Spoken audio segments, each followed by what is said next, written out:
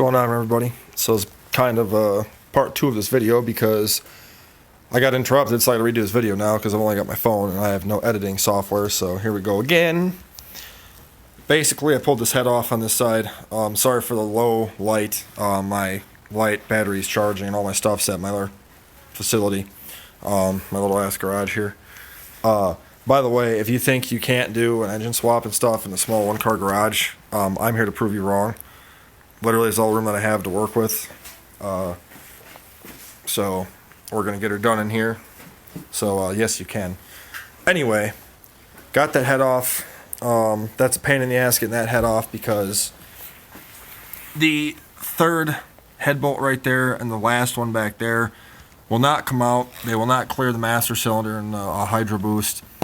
Also, the bolt that holds in the coolant crossover right here goes to the back of the head. Mine was seized. That's what it looks like. Pain in the ass. I finally got it out. That took forever to get out, but I got it out. And the oil dipstick too. Mine is so rusted in the oil pan or inside the block I couldn't get it out, so I cut mine off because it goes through the exhaust manifold. Also learned that whatever ground wire that is broken, so I got to replace that too. Basically, though, I called up some machine shops, and I found out, because I told one of the guys what my issue was, and that if they've had any cracked head issues like this before, and he said, no, it sounds like you have a crack in your cylinder wall.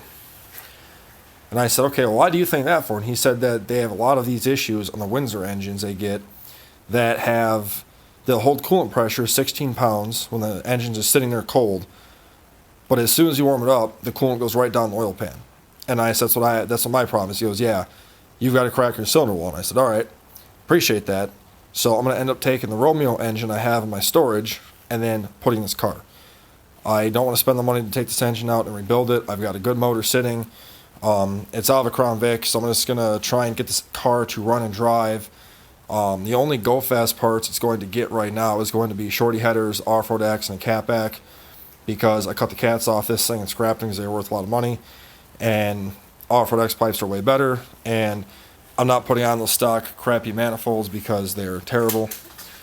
So I'll be buying an exhaust for this, and that's it. Down the road, I want to build this motor and then make this a race engine. Not a race engine, but, faster, like a stroke or kit or something in here. Sleeve that cylinder if they can. If not, then I'll scrap the block and keep the heads.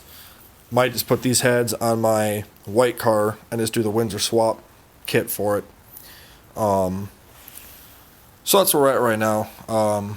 I do plan to work on this when I'm off next week and try and pull this motor out. It's literally not much left to do and it'll come out.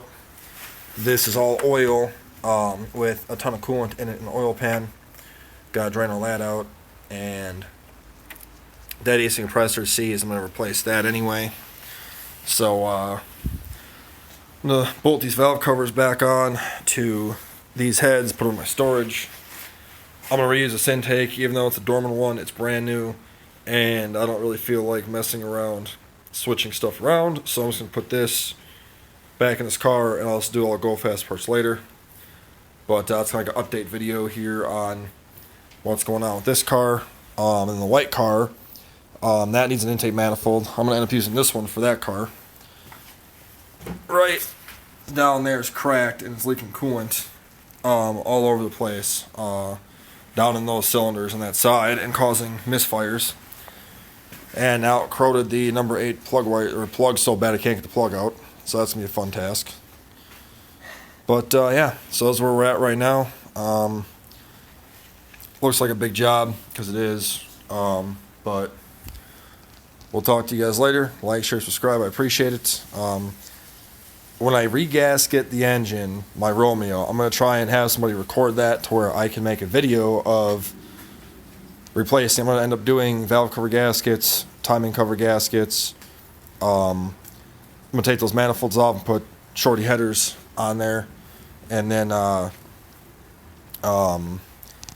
intake gaskets right away on it, because I'm going to end up using this intake because the fuel rails are different on a Crown Vic than this, and this is all brand new. And then I'm also going to do a rear main seal and then a front crank seal to make sure it's all good. I'm going to look at the timing chains and see how those are, because you know, a lot easier doing it outside of the car than inside the car. But that's where we're at. Thanks. Like, share, subscribe. I appreciate it. I'll catch you guys later.